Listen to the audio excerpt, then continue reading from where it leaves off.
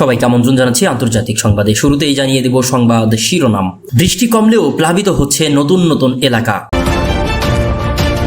এরপরেই জানাবো সন্তানকে বাঁচাতে গিয়ে ভেসে গেলেন বাবা, পরে মরদেহ উদ্ধার। আরও জানিয়ে দেব বাগেরহাটে নদ নদীর পানি বিপদসীমার উপরে। এরপরেই জানাবো হুমকির মুখে ইসরায়েলের অর্থনীতি। আরও জানিয়ে দেব জানা গেল ইরানের সাবেক প্রেসিডেন্ট ইব্রাহিম রাইসির হেলিকপ্টার বিধ্বস্তের কারণ। আর সর্বশেষ জানাবো বন্যায় ভারতের ত্রিপুরায় প্রাণহানি বেড়ে 23। এতক্ষণ জানাচ্ছিলাম সংবাদ শিরোনাম, এবার থাকবে বিস্তারিত। বৃষ্টি কমলেও প্লাবিত হচ্ছে নতুন নতুন এলাকা। ফেনী সহ দেশের দক্ষিণ পূর্বাঞ্চল, উত্তর পূর্বাঞ্চলের 12 জেলার চলমান বন্যা পরিস্থিতিতে উজানের ঢল ও বৃষ্টিপাত কম হওয়ায় কিছু এলাকায় কমতে শুরু করেছে পানি। তবে কয়েক জেলায় নতুন এলাকা প্লাবিত হয়েছে। পানির তোড়ে বিদ্যুতের খুঁটি উপড়ে পড়ায় বিদ্যুৎহীন হয়ে পড়েছে অনেক এলাকা। দুর্গত এলাকা থেকে স্বেচ্ছাসেবীরা বন্যার্থদের উদ্ধার করে আশ্রয় কেন্দ্রে নিয়ে যাচ্ছে। কুমিল্লায় গোমতী নদীতে পানির উচ্চতা কিছুটা কমেছে, তবে শুক্রবার বিকেলে নতুন করে প্লাবিত হয় 50টি গ্রাম। এসব এলাকার অন্তত 1.5 লাখ মানুষ চরম ভোগান্তিতে রয়েছে। দুর্গত এসব মানুষ সহ আদর্শ সদর 14 গ্রাম ও লাঙ্গলকোট উপজেলার 7 লাখ মানুষ বন্যায় ক্ষতিগ্রস্ত হয়েছে। নোয়াখালীতে 8 উপজেলায় পরিস্থিতি অপরিবর্তিতই রয়েছে। সড়ক ও বাড়িঘর কয়েক ফুট পানিতে তলিয়ে গেছে। এসব জায়গায় 500 টনেরও বেশি চাল বিতরণ করেছে প্রশাসন। বন্যা পরিস্থিতি মোকাবেলা প্রসঙ্গে নোয়াখালীর জেলা প্রশাসক দেওয়ান মাহবুবুর রহমান বলেছেন, আশ্রয় কেন্দ্রদের অবস্থানরতদের ধৈর্য ধরতে আহ্বান জানাচ্ছি। প্রতিটি আশ্রয় কেন্দ্রেই ত্রাণ পৌঁছানোর কাজ চলছে। আশা করছি সঠিক সমন্বয়ের মাধ্যমে প্রতিটি কেন্দ্রে আমরা ত্রাণ পৌঁছাতে পারবো। ফেনীর 6 উপজেলায় 10 লাখের বেশি মানুষ পানিবন্দী রয়েছে। এ পর্যন্ত উদ্ধার করা হয়েছে অন্তত 50,000 জনকে। বর্তমানে বিদ্যুৎ বিচ্ছিন্ন সব এলাকা। সশস্ত্র বাহিনী সহ বিভিন্ন আইন শৃঙ্খলা রক্ষাকারী বাহিনী এবং স্বেচ্ছাসেবী সংগঠন ত্রাণ বিতরণ ও উদ্ধার তৎপরতা চালাচ্ছে। স্থানীয় স্বেচ্ছাসেবীরা বন্যার্থদের সহায়তায় সবাইকে এগিয়ে আসার আহ্বান জানাচ্ছে। তারা বলেছেন, অনেকেই খাবার, বিশুদ্ধ পানি তীব্র অভাবে রয়েছে, তাদের সহায়তায় এগিয়ে আসা উচিত। বৃষ্টি না হওয়ায় চট্টগ্রামের হাটহাজারী ও ফটিকছড়িতে পানি কমেছে, তবে দুর্ভোগে পড়েছে 70,000 মানুষ। আর খাগড়াছড়ি পরিস্থিতি অপরিবর্তিত। দীঘিনালায় এখনো পানিবন্দী কয়েক হাজার মানুষ। খাগড়াছড়ির দীঘিনালা উপজেলার নির্বাহী কর্মকর্তা মামুনুর রশিদ বলেন, 150 থেকে 200 পরিবার বন্যার কারণে আটকা পড়েছে। আমরা তাদের কাছে ত্রাণ পৌঁছানোর ব্যবস্থা করেছি। কাবাখালী ও বোয়ালখালী সহ অন্যান্য বন্যা দুর্গত এলাকাগুলোতেও ত্রাণ বিতরণ চলছে। ব্রাহ্মণবাড়িয়ার আখাউড়ায় পানি কমছে ধীরে ধীরে। হবিগঞ্জের খোয়াই নদীর পানিও কিছুটা কমেছে, তবে সেখানেও 5 উপজেলায় পানিবন্দী রয়েছে 57,000 মানুষ। স্থানীয়রা বলছেন, পানি কমলেও নিজেদের বাড়িতে গিয়ে থাকার অবস্থা নেই। বন্যায় ভেসে গেছে সব। মৌলভীবাজারের কমলগঞ্জের পরিস্থিতি উন্নতি হয়েছে, তবে মনু নদীর পানির কারণে নতুন করে প্লাবিত হওয়ার শঙ্কায় রয়েছে অনেক এলাকা। এদিকে সন্তানকে বাঁচাতে গিয়ে ভেসে যান বাবা, পরের দিন মরদেহ উদ্ধার। ফটিকছড়ির ভোজপুর ইউনিয়নের 7 নম্বর ওয়ার্ড কবিরপাড়ায় বন্যার পানিতে ভেসে যাওয়া এক ব্যক্তির মরদেহ উদ্ধার করেছে স্থানীয়রা। গতকাল শুক্রবার 23 আগস্ট রাতে মোহাম্মদ রাজি আহমেদ, 55 বছর বয়স, ওই ব্যক্তির মরদেহ উদ্ধার করা হয়। তিনি কবিরপাড়ার বাসিন্দা সুলতান আহমেদের ছেলে। স্থানীয় মৌলানা নেজাম উদ্দিন বলেন, রাজি আহমেদের 4 ছেলে এবং 2 মেয়ের মধ্যে বড় ছেলে নাইম স্থানীয় একটা মাদ্রাসায় পড়ালেখা করে। এলাকায় বন্যার পানি বেড়ে যাওয়ায় বৃহস্পতিবার 22 আগস্ট বিকালে মাদ্রাসা থেকে ছেলেকে নিয়ে বাড়িতে ফিরছিলেন। প্রতিমধ্যেই প্রবল স্রোতের মুখে পড়েন তারা দুজন।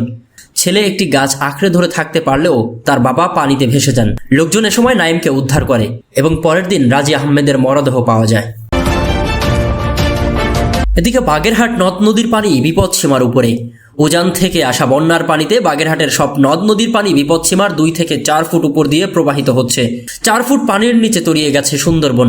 বাগেরহাট শহরটির দৌড়টানা ভৈরব নদীর পানি শুক্রবার সন্ধ্যায় বিপদসীমার 2 ফুট উপর দিয়ে প্রবাহিত হলেও পানগুছি ও বলেশ্বর নদীর পানি বিপদসীমার 3 ফুট উপর দিয়ে প্রবাহিত হচ্ছে। এই দুটি নদীর পানি বিপদসীমার 3 ফুট উপর দিয়ে প্রবাহিত হচ্ছে।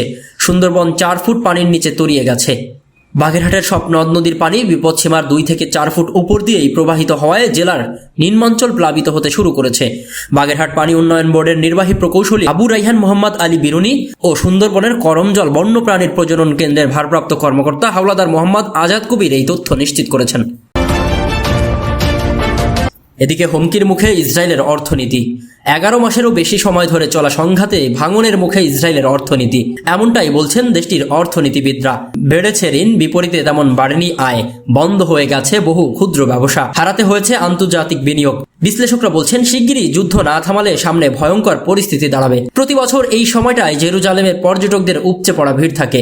একই সাথে ধর্মীয় গুরুত্ব, সমৃদ্ধি, ঐতিহ্য আর দৃষ্টিনন্দন সৌন্দর্যের কারণে প্রায় সারা বছরই থাকে নানান দেশের পর্যটকদের আনাগোনা। তবে এখন প্রায় জনমানবহীন শহরে বেশিরভাগ দোকানের দরজাতেই ঝুলছে তালা। প্রায় 11 মাস ধরে চলা সংঘাতে এই পরিস্থিতি তৈরি হয়েছে বলে দাবি স্থানীয় বাসিন্দাদের। তারা জানান জেরুজালেমে সবসময় বিদেশি পর্যটকদের আনাগোনা থাকতো, এখন কোনো পর্যটক নেই। পর্যটনকে কেন্দ্র করেই তো আমাদের আয়, আর কতদিন এসব চলবে জানা নেই। সেখানে আইকনিক আমেরিকান কলোনি হোটেল থেকেও কর্মী ছাঁটাই করতে হয়েছে।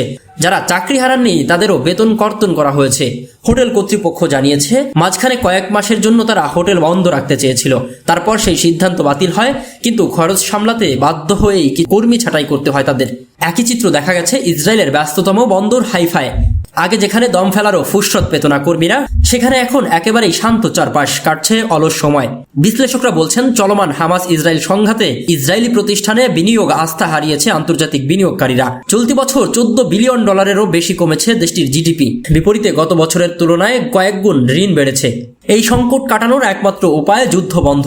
শিগগিরই সংঘাত না থামালে ভয়ঙ্কর পরিস্থিতি তৈরি হবে বলেও সতর্ক করেছেন অর্থনীতিবিদরা। ইসরায়েলের অর্থনীতিবিদ জ্যাকব শেইনিন বলেন, আমাদের জিডিপি 3.7% হারে বেড়েছে, যার অর্থ হচ্ছে চলতি বছর আমরা $14 বিলিয়ন জিডিপি হারিয়েছি। এটা কেবল জিডিপির হিসাব, এর বাইরেও আমরা অনেক কিছু হারাচ্ছি, ব্যাপকভাবে ক্ষতিগ্রস্ত হচ্ছি। শিগগিরই যুদ্ধ না থামালে সব হারাতে হবে। এছাড়াও কোভিডকালীন 2 বছরে দেশটিকে যে ক্ষতির সম্মুখীন হতে হয়েছিল, সংঘাতের 11 মাসেই সেই রেকর্ড ছুঁই বলেও মন্তব্য করেছেন অনেকে।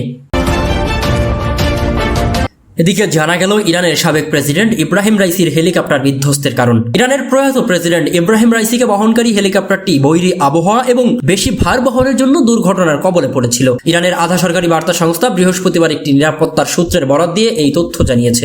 রাইসির হেলিকপ্টার বিধ্বস্তের মামলার তদন্ত শেষ হয়েছে। যা ঘটেছে তা একটি নিছকই দুর্ঘটনা, এটি নিশ্চিত হওয়া গেছে। দুর্ঘটনার দুটি কারণ চিহ্নিত করা হয়েছে।